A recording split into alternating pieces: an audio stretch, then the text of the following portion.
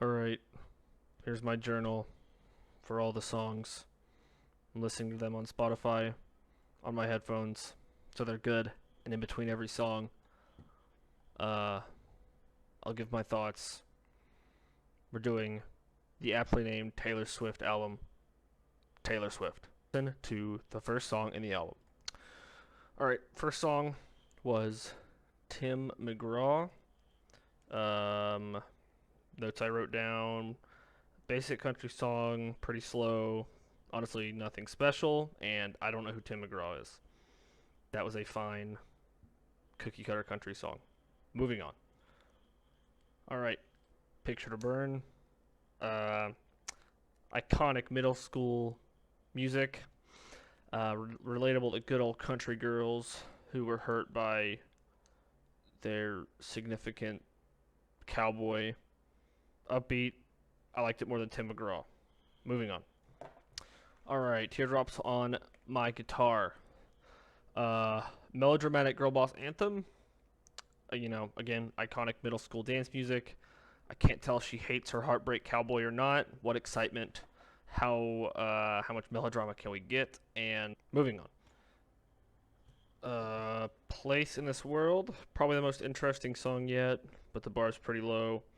Uh, it was the same in Picture to Burn. There's this strange male harmonized voice that's mixed way quieter than hers behind her voice, and I'm not sure why that's there. Just an observation. Moving on. Cold as You. So far, the songs have been slow, fast, alternating in this album. Picture to Burn, Place in This World were fast, and Tim McGraw and stuff were slow. Um, there's absolutely nothing noteworthy to say about this song. Moving on. The Outside sound. The only thing I wrote down was sounds like something Gabriella would sing in High School Musical because they didn't let her sit at the lunch table with them.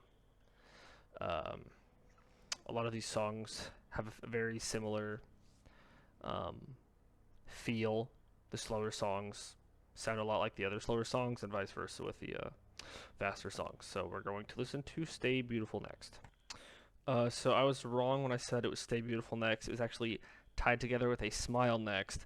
And I'm starting to notice a running theme of kind of like unremarkableness in these songs. It's kind of like eating peanut M&Ms, where like after the fifth one, they're all like, it's like literally just like the same thing, like over and over again. So they're all different, but not that different. Moving on to actually Stay Beautiful this time.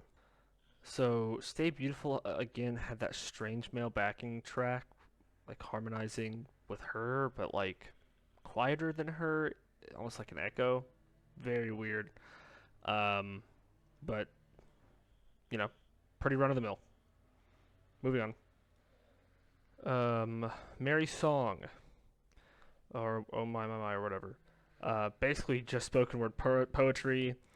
Probably the worst song yet. First one that I've actually actively disliked.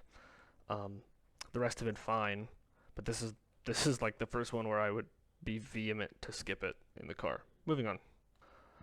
All right, it is currently the next day. Couldn't get through the whole album in one day because I started too late. But number 11 was Our Song. I can see why it has the most plays from this album. It's fairly basic, but you know, compared to the rest, decently catchy. So moving on. I'm Only Me When I'm With You. Nothing groundbreaking. Kind of has a fun cadence to the song, but all in all, it's pretty similar to every other upbeat song in this album, and similar to all of the slower songs. All the slower songs sound really similar as well. So, got three left. We're listening to Invisible next. Invisible was a completely unremarkable song. The good moments were not great. The bad moments weren't terrible. Um, Very middle of the line. Two left. Perfectly Good Heart up next. Damn. Perfectly Good Heart. Pretty hard to get through. Felt kind of like a slog. I feel like the song could have been 45 seconds long and it would have been the same exact song as it was. because it was 3 minutes 40 seconds long, and I stopped it 10 seconds early. Um, Rough one to get through. Rough one to get through. Definitely towards the bottom. Last one, we're listening to Teardrops on My Guitar again, but this is the pop version. Last song. All right, Teardrops on My Guitar was fine. You know, whatever. Basically the same song, but in my opinion, a little worse. Give me 1 second to gather my thoughts, and I'll give the full album review. Okay, so full album impressions of Debut. Just how I'm going to do this moving forward. Just something I wrote down. All albums start at a 5 out of 10. Because 5 out of 10 means it's a fine album. It's not offensive, but it's not particularly good. Hence, perfectly down the middle. It's a very mid album. It's fine. Some caveats. Lore and lyrics help, but not too much. If the music is only good if you know the lore, it's not that good of a song, or that it's not that good of music. And lyrics help, just like lore. But if lyrics define the song, and why the song is good just because of the words that are being sung, that's just spoken word poetry. Now, lyrical deliverance and quality are way more important. If the lyrics themselves are not great, but the delivery and the quality of the lyrics are good, then that's more important than what they're actually saying. So the number one song for me in this album was A Place in This World.